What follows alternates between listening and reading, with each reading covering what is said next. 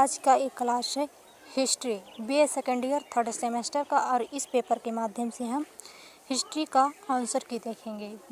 ये पेपर है सिद्धार्थ यूनिवर्सिटी का। ये मेजर में है पेपर, लिखित इसमें आंसर होंगे। इसका आंसर की देने के लिए आज एक क्लास स्टार्ट। ये जो पेपर हुआ 17 दिसंबर को हुआ है, और अभी जिस कॉलेज में पेपर नहीं हुए हैं उनके लिए ये बहुत ही महत्वपूर्ण होगा। इस पेपर को, इस क्लास को देख कर जाइएगा। इसमें से एक ना एक प्रश्न जरूर फंसेंगे। आप देख सकते हैं, प्रथम प्रश्न के प्रत्येक भाग का उत्तर लगभग 100 शब्दों में दीजिए। 100 शब्दों में देना था, और शेष प्रश्नों के उत्तर लगभग 800 शब्दों में दीजिए। प्रत्येक प्रश्न के सम्मुख उनके अंक अंकित हैं। ये जो प्रश्न थे 3-3 नंबर के थे, तो इसमें से जो है 5 प्रश्न थे। अगर आप 5 प्रश्न करते हैं तो आपको 15 नंबर मिलता है इस पर। तो हमारा जो पहला प्रश्न है, यहाँ पर पहले हम इसका प्रश्न देखेंगे, उसके बाद आंसर देखेंगे। तो पहला हमारा जो प्रश्न है वो प्लासी का युद्ध है। प्लासी का युद्ध, बैटल ऑफ प्लासी। दूसरा जो हमारा प्रश्न है वो टीपू सुल्तान है। तीसरा प्रश्न है राजा रणजीत सिंह। इसमें 3 प्रश्न ये हो गए। चौथा जो हमारा प्रश्न है वो है इलाहाबाद की संधि। पांचवा जो प्रश्न हमारा ये है अस्थाई बंदोबस्त। अस्थाई बंदोबस्त क्या है, इसके बारे में लिखना है। दूसरे का हमारा पहला प्रश्न जो बक्सर के युद्ध के कारणों एवं परिणामों पर प्रकाश डालिए। अथवा, यहाँ पर अथवा करके दिया गया है।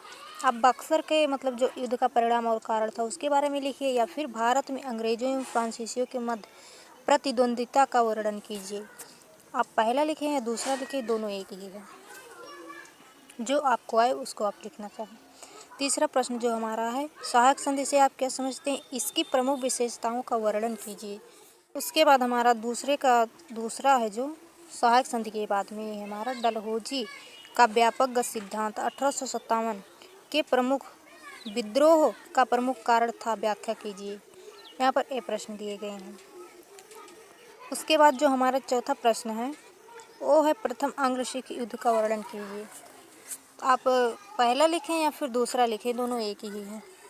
तो यहाँ पर दूसरा देगा टीपू सुल्तान एवं अंग्रेजों के मध्य हुए युद्ध का वर्णन। यहाँ पर ऐसा प्रश्न हो गए हैं। अभी जो हमारा पांचवा प्रश्न है वो है भारतीय पुनर्जागरण में राजा राम मोहन राय के योगदान का वर्णन कीजिए।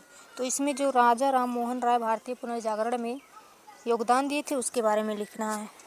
आप पांचवे का पहला लिखें या दूसरा लिखें, दोनों मतलब जो आपको आए इस माध्यम से। तो दूसरा जो हमारा पांचवे का है यह है रैयतवाड़ी व्यवस्था क्या थी, इसकी प्रमुख विशेषताओं का उल्लेख कीजिए। तो यहाँ पर हमारे सारे प्रश्न समाप्त हो गए हैं।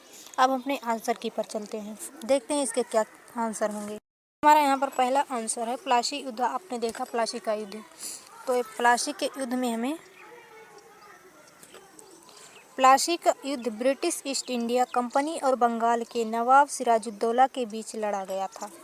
और कब लड़ा गया था यह युद्ध 23 जून 1757 को पश्चिम बंगाल के मुर्शिदा जिले के प्लासी में हुआ था। इस युद्ध में ब्रिटिश ईस्ट इंडिया कंपनी की जीत हुई थी। यह युद्ध भारतीय इतिहास का एक अहम मोड़ था। तो हमारा इतना हो गया। अभी इसके बारे में कुछ प्लासी युद्ध से जुड़ी कुछ खास बातें इसको हम देख लेते हैं। इस युद्ध में Robert Clive British east India company की तरफ से लड़े थे। दूसरा, यहाँ पर इस युद्ध में नवाब सिराजुद्दौला के साथ साथ उनके फ्रांसीसी सहयोगी भी लड़े थे। सहयोगी भी मतलब उनका साथ दिए थे, उनकी सहायता किए थे। तीसरा हमारा इसमें है इस युद्ध में तोपों ने अहम भूमिका निभाई। जो उनकी मतलब तोपें थी उन्होंने अहम भूमिका निभाई। इस युद्ध के बाद अंग्रेजों ने भारत पर अपना कब्जा बढ़ाना शुरू कर दिया था। जो यह युद्ध हुआ था इसके बाद में अंग्रेजों ने भारत पर और अधिक अपना प्रभुत्व स्थापित कर लिया।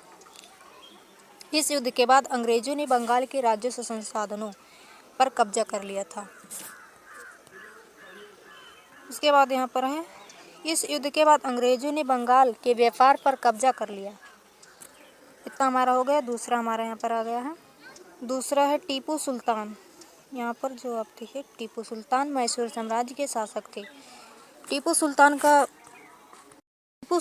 का पूरा नाम जो था वो था सुल्तान फतेह अली साहब टीपू था, और वे 1782 से 1799 तक मैसूर के शासक रहे। टीपू सुल्तान को मैसूर का शेर या मैसूर का बाघ के नाम से जाना जाता है। इनके बारे में कुछ खास बातें दी हैं, इनको देख लेते हैं। टीपू सुल्तान के बारे में कुछ खास बातें। टीपू सुल्तान मैसूर के सुल्तान हैदर अली के बेटे थे। टीपू सुल्तान ने अपने शासनकाल में कई सैन्य सफलताएं हासिल की।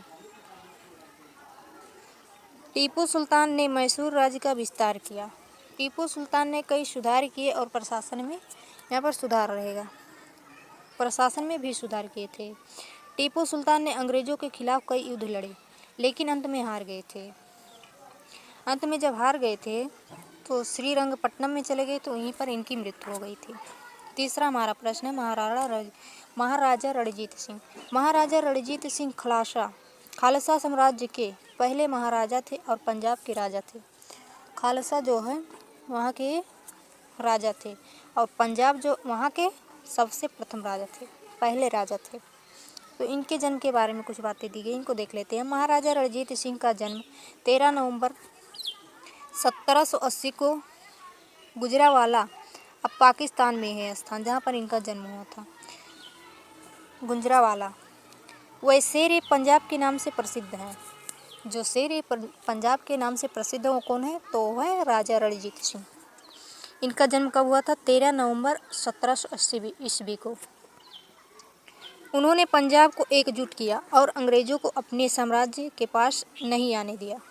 उन्होंने पंजाब में कानून व्यवस्था कायम की और किसी को मौत की सज़ा नहीं दी। उसके बाद यहाँ पर उन्होंने धर्मनिरपेक्ष साम्राज्य स्थापित किया और हिंदुओं और सिखों से जजिया वसूलने पर रोक लगा दी। जजिया यहाँ पर कर, जजिया का मतलब यहाँ पर कर हो जाएगा। उन्होंने तख्त सिंह पटना साहिब और तख्त सिंह हजूर साहिब का निर्माण कराया। उन्होंने अमृतसर में एक हरमंदिर साहिब गुरुद्वारे में संगमरमर लगवाया और सोना मढ़वाया, जिसके बाद इसे स्वर्ण मंदिर कहा जाने लगा।